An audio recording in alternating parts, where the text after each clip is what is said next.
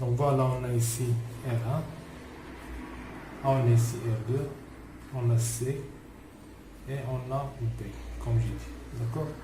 Donc entre C et B, je commence par le point C, je veux voir la résistance équivalente entre C et B. Donc je dois commencer par C et je dois arriver à B. Donc je commence par C, je trouve R2. Après, on a deux chemins. Un chemin qui traverse R1 et qui arrive jusqu'à B.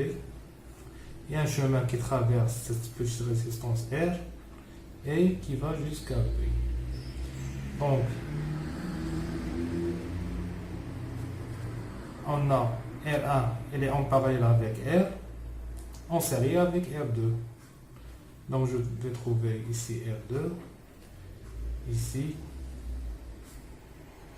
c'est R1 en parallèle avec petit r. Donc, R terminal, ce n'est que R2 en série, ça veut dire plus, avec R2 en parallèle avec petit r. Donc, c'est égal à R2 plus R2 fois petit r divisé par R2 plus petit r. Donc, voilà pour R terminal. Pour U terminal, donc j'enlève juste la charge qui est déjà enlevée et je laisse le générateur. On a ici petit r, on a la résistance, R2, ici c'est C, ici c'est R1. Donc on a dit que c'est le même point, c'est le potentiel 0, ça veut dire la masse. Donc c'est la même masse, même si on n'a rien ici, d'accord? C'est ce que j'ai dit tout à l'heure. Donc c'est la même masse, c'est le point B. D'accord? Et UT1, ce n'est que UCP à vide.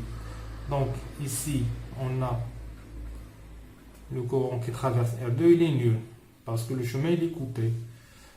D'accord? Donc R et R1, petit r et R1, ils sont parcourus par le même courant. Et de ce fait, on peut utiliser le diviseur de courant, de tension. Ça veut dire U terminal est égal à R1. Ça veut dire que cette tension va devenir ici, puisque ce point, il est ce point-là. C'est le même point. Parce que R2, elle est court-circuitée. D'accord? Parce que le courant qui la traverse est égal à 0. C'est comme si on a un fil ici. D'accord? Donc c'est R1 sur R1 plus petit r divisé par E. Donc voilà, j'ai trouvé. Donc ici, on a trouvé R terminal et ici, j'ai trouvé U terminal. Donc maintenant pour la deuxième question, on nous dit d'appliquer le théorème de Millman entre C et D. Maintenant, on relie C à D. D'accord? Donc, c'est comme si ça, c'est la charge, et on a appliqué le théorème de Thévenin. Donc, d'après le théorème de Thévenin, on a ici E, U Thévenin qu'on a calculé, R Thévenin, d'accord? Ici, c'est le point C. Donc, ici, c'est le point D. C'est comme si j'ai remis la charge.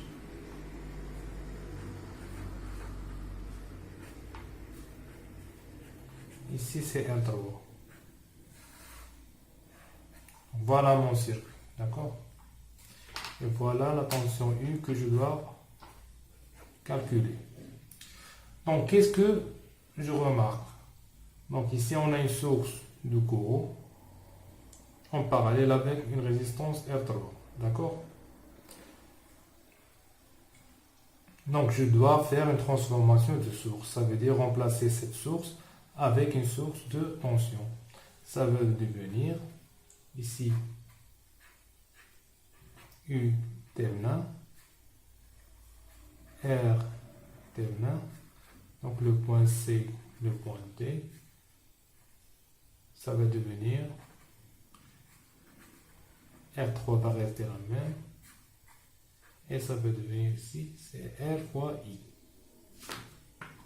Donc ici, ça, c'est I. Donc, c'est R3 fois I.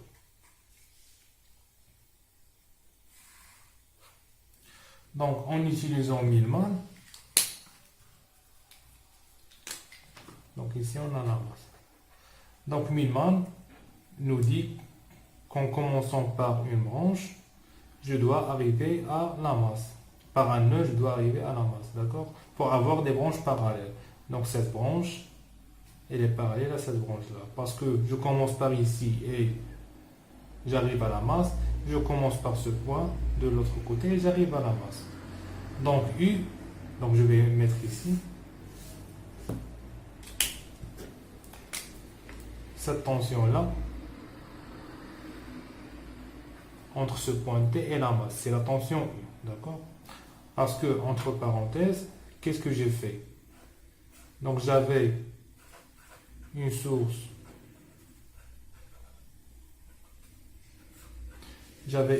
de courant I en parallèle avec R3. Et le point T, c'est comme si le point T était ici. Donc, moi, je veux cette tension U, d'ici jusqu'à la masse, d'accord? Donc, j'ai regroupé ces deux, j'ai fait une transformation de source pour avoir une résistance R3 avec une source de tension R3 fois I. Donc, ici, j'ai la masse et le point T, il est toujours ici. Donc, la tension U, c'est cette tension-là. De D jusqu'à la masse. Ça veut dire d'ici jusque là. Ça veut dire d'ici jusque là. D'accord? Donc, la tension U, ce n'est que R3 fois I divisé par la résistance R3. Ici, puisqu'on a le plus qui est en opposé avec ce nœud-là, donc c'est plus. Ici, on a plus, donc ça va devenir plus. Donc R3 fois I sur R3 plus U terminal divisé par R terminal plutôt 1 sur R3 plus 1 sur R terminal. Donc c'est ça la valeur de U. Donc qu'est-ce que je vais avoir? R3 plus R terminal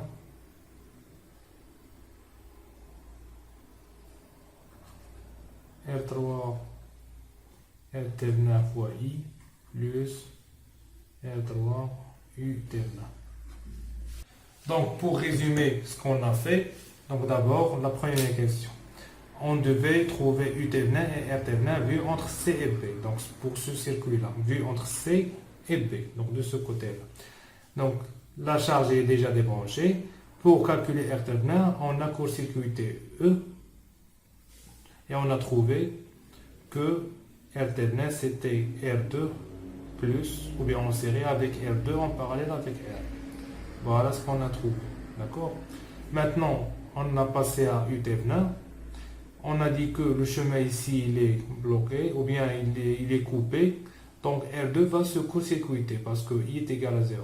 Le courant qui traverse cette résistance. Donc c'est comme si on a un fil.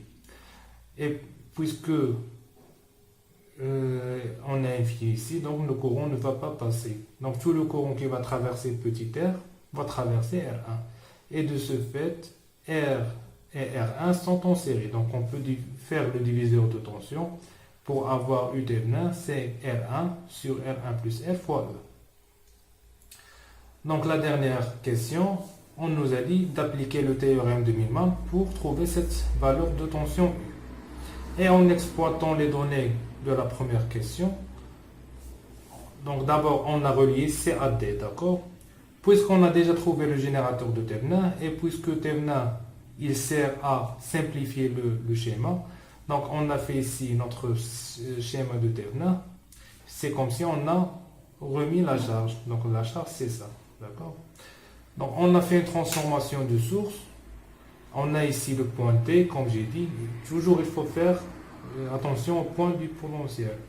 Le point D ici, on a une source de courant en parallèle avec sa résistance R3. Donc on peut faire une transformation de source. Donc ce schéma va devenir R3 en série avec une source de tension. Et la source c'est R3 fois I. D'accord? Le point D est toujours ici et la masse c'est ici. Donc U c'est toujours entre D et la masse. Donc U, c'est entre T et la masse. Donc U, cette tension U, c'est entre T et la masse. D'accord? Puisque, puisque le théorème de Millman, qu'est-ce qu'il nous dit? Donc en commençant par un nœud, par exemple D, j'ai ici une résistance R3, j'ai une source de tension et je trouve la masse. Et de ce côté-là, c'est le point C, c'est le même point. Donc je trouve une résistance R terminal, une source U terminal et j'arrive à la masse. D'accord? Et ça, entre le point D et la masse, c'est le point U. Donc je peux appliquer le théorème de Millman qui nous dit que U est égal à la résistance sur son générateur, R3 fois I sur R3, plus R terminal sur son générateur, U terminal sur R terminal, le tout divisé sur l'inverse des résistances, 1 sur R3 plus 1 sur R terminal. Et je fais le calcul. Donc ici, si le nœud voit le positif, je mets plus. S'il voit le négatif, je mets moins. D'accord? Donc voilà, j'arrive à la fin de cette vidéo. Merci pour votre attention et à la prochaine.